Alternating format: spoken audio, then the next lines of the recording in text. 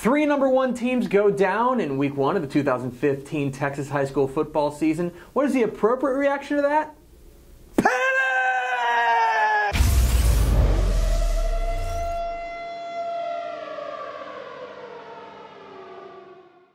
Welcome into Monday Morning Fallout, where we're going to overreact to everything from over the weekend. I'm Greg Tepper of TexasFootball.com. The big story, of course, three #1 teams go down in week 1 of the 2015 Texas high school football season. DeSoto loses to Arlington Martin. Aledo, the #1 team in 5A, loses to Cedar Park. And East Bernard, the #1 team in 3A Division II, goes down to Stafford.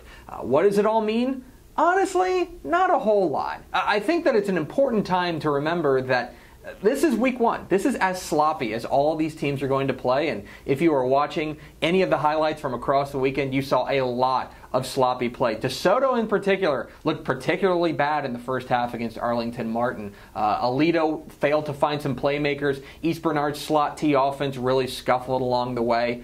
I don't think there's a whole lot to be gleaned from week 1. I think that it's not only a small sample size, but it's a bad sample because you're looking at what is ultimately probably going to be these teams' worst games. So it's not time to panic quite yet. When you see the rankings on TexasFootball.com, they're going to be a little bit more forgiving of week 1 just because these teams, they're not fully formed yet. 10 weeks from now, yeah, that would be a big deal if they were to lose. But in week 1, I think it's time to relax. Now, on the flip side, congratulations to Arlington Martin, a huge win. Congratulations to Cedar Park, a huge win. Congratulations to Stafford, big winners over the weekend. As for the teams on the other side, I don't think it's time to panic quite yet. The other story from across Texas, Texas versus the world, and Texas stunning the world as Yules Trinity takes down national #1 De La Salle out of California on national TV. What a feather in the cap for Texas high school football. On the other side, Stephenville gets really drubbed by Venice out of Florida, 37-8. What does this all mean? Honestly, not a whole lot. I hate to be Mr., hang back and wait for more data, but that's what we need to do here. Stephenville played a team that plays in Class 7A in Florida. Maybe take that with a bit of a grain of salt. They're playing a team that's much bigger than them, even though they hosted them. I don't think you necessarily need to worry about Stephenville. On the other side, Yules Trinity, hey, congratulations. That's a huge win and like I said, a great feather in the cap for Texas high school football.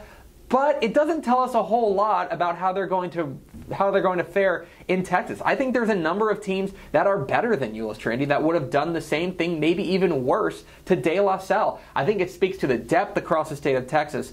These games with Texas teams against teams from out of state are fun. You saw Navasota beat Nuevo Leon out of Mexico. Those are fun games, but I'm not sure they tell us a whole lot.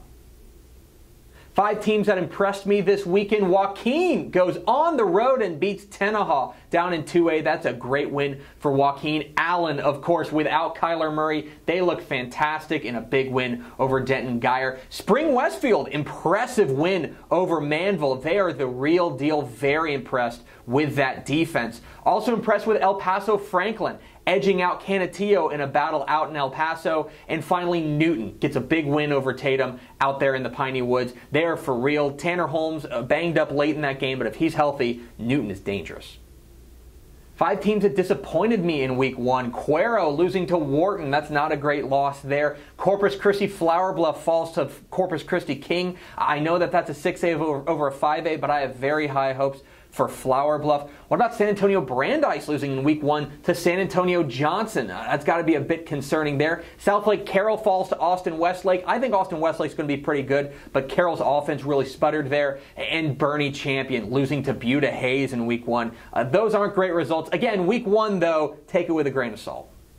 That's it for Monday Morning Fallout. Thanks for tuning in. Follow us on Twitter at DCTF. Like us on Facebook, facebook.com/Dave Campbell's. We still have an Instagram. I still don't know what that is. And, of course, get in touch with us at the mothership, TexasFootball.com. Until next week, we'll see you.